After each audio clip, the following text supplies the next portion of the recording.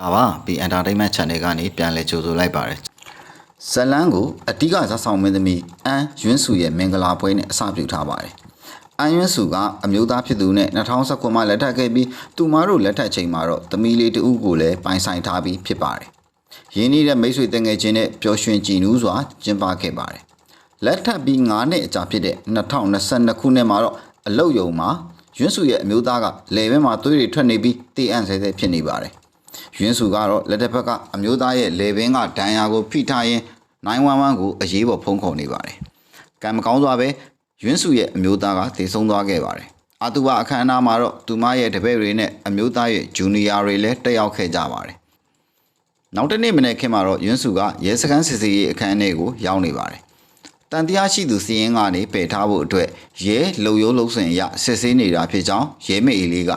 ယွန်းစုကိုရှင်းပြပါတယ်။ယွန်းစုရဲ့ဝတ်စားစင်ရင်ပုံနဲ့အမျိုးသားကတေဆုံးတာမကြသေးပေမဲ့ဝမ်းနဲ့ပူဆွေးဟန်မပြပဲခဏခဏပြုံးနေခဲ့တာကြောင့်ရဲတချို့ကတန်တရားဝင်နေခဲ့ကြပါတယ်။အခင်းဖြစ်ပွားတဲ့နေ့မှာယွန်းစုကအလုတ်ယုံကိုရောက်ချိန်မှာတစုံတစ်ယောက်ကထွက်လာတာကိုတွေးလိုက်ကြောင်းပြောပြခဲ့ပါတယ်။ဒါပေမဲ့ယွန်းစုရဲ့ကားရဲ့ဘလက်ပေါက်ကပြက်နေခဲ့တာကြောင့်အထောက်ထားတော့မပြသနိုင်ခဲ့ပါဘူး။ဒီလိုဖြေကြားနေရင်းနဲ့ပဲယွန်းစုကသူမတွေ့ခဲ့တဲ့မျက်နှာဖုံးနဲ့လူရဲ့ပုံသဏ္ဍာန်ကိုပုံတူပကြီးကရွေးဆွဲနေခဲ့ပါတယ်။ပြီးတော့အခင်းဖြစ်တဲ့နေ့ကအမျိုးသားဖြစ်သူနဲ့ဝိုင်းတောက်ရင်တီးသန့်အနားယူဖို့စီစဉ်ထားခဲ့ကြောင်းပြောပြခဲ့ပါတယ်။ရဲမေလေးကအလုတ်ယုံကဆိုဖာအောက်မှာတွေ့တဲ့အဝတ်တစ်ခုတပ်ပုံကိုပြရင်ယွန်းစုရဲ့ပစ္စည်းလားလို့မေးခဲ့ပါတယ်။ယွန်းစုကဂျူနီယာကောင်မလေးအိုစောဝင်းရဲ့ပစ္စည်းဖြစ်ကြောင်းပြန်ဖြေခဲ့ပါတယ်။ယွန်းစုဆွဲထားခဲ့တဲ့ပုံကအဲ့ဒီဂျူနီယာကောင်မလေးအိုစောဝင်းလားလို့ထပ်မေးတဲ့အခါမှာတော့အဲ့ဒီနေ့က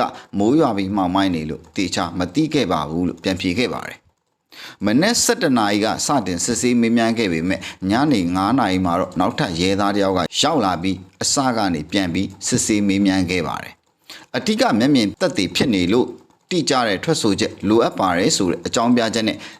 10နာရီထိုးတီထိစစ်ဆေးခဲ့ပေမဲ့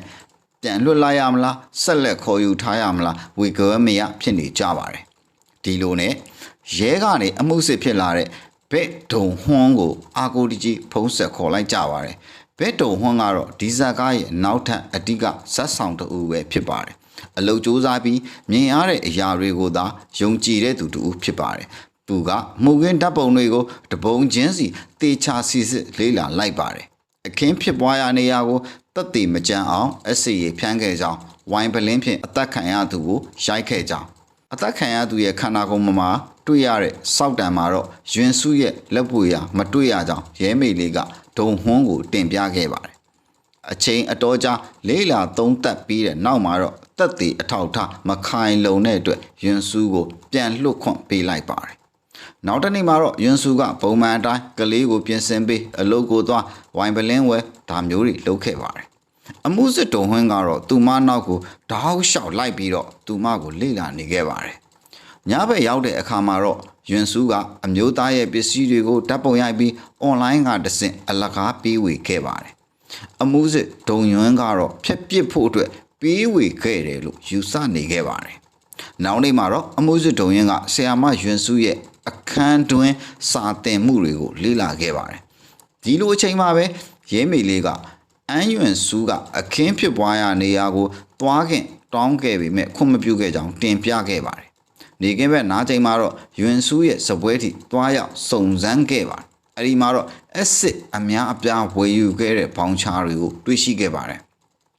အဲ့ဒီချိန်မှာပဲအသက်ခံရသူရဲ့ခန္ဓာကိုယ်ပေါ်ကစောက်တံမှာပြည်နေတဲ့သွေးကယွန်းစုအမျိုးသားရဲ့ဂျူနီယာဖြစ်သူအိုစောဝင်းရဲ့သွေးဖြစ်နေလို့သူမကိုတန်တရားရှိသူအဖြစ်ခေါ်ယူစစ်ဆေးခဲ့ကြပါတယ်အိုစောဝင်းကအသက်ခံရသူယွန်းစုအမျိုးသားကိုသဘောကျခဲ့မိကြောင်းဝန်ခံခဲ့ပေမဲ့သူမတတ်တာမဟုတ်ဘူးလို့ညှင်းဆန်နေခဲ့ပါတယ်အလုတ်ယုံကနေညနေ9နာရီလောက်မှာတက္ကစီစီးပြီးတော့ပြန်ခဲ့ကြောင်းပြောပြပါတယ်တန်တရားရှိသူအဖြစ်စောဝင်းကိုခေါ်ယူစစ်ဆေးကြောင်းသိသွားတဲ့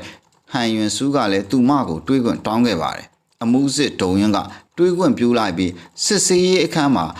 ယွန်းစုနဲ့စောဝင်းတို့စကားပြောတာတွေကိုနားထောင်သုံးသပ်နေခဲ့ပေမဲ့ဝေခွဲမရဖြစ်နေခဲ့ပါတယ်ဒီလိုနဲ့နောက်တစ်နေ့မှာတော့အမှုစစ်ဒုံဟွန်းကအခင်းဖြစ်တဲ့နေရာကိုတွားရောက်စစ်ဆေးခဲ့ပါတယ် လူသက်သမားလှုပ်ခဲ့တဲ့အရာတွေတိုင်းလေပင်ကိုဓာတ်နဲ့ထိုးခြင်းလက်နက်ကိုပစ်ချလိုက်ခြင်းအစစ်ဖြင့်လောင်ခြင်းစသဖြင့်အရာတွေကိုပြန်လုပ်ကြည့်ရင်းနဲ့အမှုရဲ့အားနည်းချက်ဟာကွက်သဲလွန်စတွေကိုလေ့လာသုံးသပ်ခဲ့ပါတယ်ဒီလိုနဲ့အလုတ်ယုံတွေကစောက်တွေအားလုံးနဲ့ဝိုင်ပလင်းခွဲတွေအားလုံးကိုတက်ခွဲကမ်းမှာစစ်ဆေးစီခဲ့ပါတယ်နောက်တစ်နေ့မနေ့မှာတော့ရွှင်စူးစီကိုရဲသားတွေရောက်လာကြပါတယ်စောဝင်းငါးစီးခဲ့တဲ့တစီသမားကမှန်ကန်ကြောင်းအတည်ပြုလို့လူသက်သမားကစောဝင်းမဟုတ်ကြောင်းပြောပြရင်ပတ်ဝန်းကျင်ကလူတွေရှိမှပဲသူမကိုလူသက်သမားအဖြစ်ဖမ်းဆီးလိုက်ကြပါတယ်ရွှင်စုရဲ့ရုံးခန်းမှာရှိတဲ့ပစ္စည်းတွေကိုလည်းကျောင်းချိန်အတွင်းမှာပဲတပ်တေကန်အဖြစ်သိမ်းဆည်းခဲ့ကြပါတယ်ရွှင်စုရဲ့တငယ်ချင်းကအချုပ်ကျနေတဲ့ရွှင်စုကိုလာတွေ့ပြီးရှေ့နေငှားဖို့တိုက်တွန်းခဲ့ပေမဲ့ပတ်စံအများကြီးကုန်မှာဖြစ်လို့ရှေ့နေမငှားဘူးလို့ပြန်ပြောခဲ့ပါတယ်အမှုစစ်တုံဟွန်းကတပ်တေကန်အဖြစ်သိမ်းလာတဲ့ memory stick တွေကဖွန်ဆူးတို့ဇနီးမောင်နှံရိုက်ထားတဲ့ဗီဒီယိုတွေကိုထိုင်ကြည့်နေခဲ့ပါတယ်နောက်တစ်နေ့မှာတော့အမှုစစ်တုံဟွန်းကဟွန်ဆူးကိုစစ်ဆေးတဲ့အခါရှေ့နေငှားခွင့်ရှိကြောင်းပြောပြခဲ့ပေမဲ့ဟွန်ဆူးကတော့ရှေ့နေမငှားခဲ့ပါဘူးအမှုစစ်တုံဟွန်းကသူ့ရဲ့ထင်မြင်ယူဆချက်ကိုပြောပြခဲ့ပါတယ်သူ့ရဲ့ယူဆချက်ကတော့ရွှင်စုကအလုံးယုံတွေကိုဝင်လာတဲ့အခါကျမ်းပြင်ပေါ်မှာရွှင်စုအမျိုးသားကိုသဘောကျနေတဲ့ကောင်မလေးစောဝင်းရဲ့အင်ကြီးကိုတွေ့လိုက်ပါတယ်ပြီးတော့ဇပွဲပေါ်မှာလည်းကွင်တုံးတွေနဲ့တုတ်ထားတဲ့တ िश ူးတွေရှိနေပါတယ်ဒါကိုမြင်တော့သူတို့ဖောက်ပြန်နေတဲ့ထင်ပြီးဒေါသထွက်သွားတယ်ဒါကြောင့်ဝိုင်ပလင်းနဲ့ခေါင်းကိုရိုက်ခဲ့ပြီးပပူဓာလေပင်ကိုထိုးခဲ့တယ်ပြီးတော့အက်ဆစ်နဲ့ဖြန်းပြီးတက်သေးကိုဖျောက်ဖျက်ခဲ့တယ်အသုံးပြုခဲ့တဲ့ပပူဓာစောက်တံကိုနေရာမှာပြန်ထားခဲ့ပြီးအခြားပပူဓာစောက်တံတစ်ခုကိုလက်ပွေရာမပေါ်အောင်ကင်တွယ်ရင်းတေဆုံးသူအမျိုးသားခန္ဓာကိုယ်ပေါ်ထားခဲ့တယ်ရွှင်စုကတောက်လျှောက်ညင်းဆိုနေခဲ့ပေမဲ့အမှုစစ်တုံရင်ကတော့သူမအကြောင်းပြချက်တွေကိုလက်ခံမပေးခဲ့ပါဘူးပြီးတော့သူမလက်ပွေရာရှိနေတဲ့ပပူဓာစောက်တံတစ်ခုကိုတက်တီအဖြစ်ထုတ်ပြလိုက်ပါတယ်အခင်းဖြစ်ပွားရာနေရာကိုသွားခွင့်တောင်းခံခဲ့ခြင်းကထိုပပူဓာစောက်တံကိုဖျောက်ပြစ်ရန်ဖြစ်မယ်လို့တုံယွန်းကယူဆခဲ့ပါတယ်ပြီးတော့အိုစောဝင်းကိုတရားခံအဖြစ်ထင်စေရန်လှုပ်ဆောင်ခဲ့တယ်လို့ယူဆခဲ့ပါတယ်ရွှင်စုကဒီလိုမဟုတ်ကြောင်းညှင်းဆန်ခဲ့ပေမဲ့အမှုစစ်တုံရင်ကတော့ရွှင်စုရွေးဆဲခဲ့တဲ့တန်တရားရှိသူပကြီကားကိုထုတ်ပြရင်းသူ့ရဲ့အယူအဆမှန်ကန်ကြောင်းပြောပြနေခဲ့ပါတယ်ရွှင်စုရဲ့တပည့်တွေကပရွဲစိတ်တောင်မတက်ရဲတဲ့သူတို့ရဲ့ဆရာမအတွက်အတနာခံစာတင်ပြခဲ့ပါတယ်ဒါပေမဲ့အမှုစစ်ကတော့ရွှင်စုအသက်12နှစ်မိဘမဲ့ဂေဟာမာနေတော့ကတငယ်ချင်းကိုလှေကားပေါ်ကတွန်းချခဲ့တဲ့မှတ်တမ်းကိုထုတ်ပြခဲ့ပြီးသူမရဲ့စိတ်ရင်းအစ်စ်ကတနာကျင်နာတတ်သူလားရက်ဆက်တတ်သူလားဆိုပြီးမေးမြန်းခဲ့ပါတယ်ရွှင်စုကတော့ဘာမှပြန်မချေပနိုင်တော့ပဲအမှုစစ်တုံရင်ကတော့သူမကိုတရားခံအဖြစ်ဆွဆွဲထင်မြင်ယူဆနေခဲ့ကြောင်းပြန်ပြောပါတယ်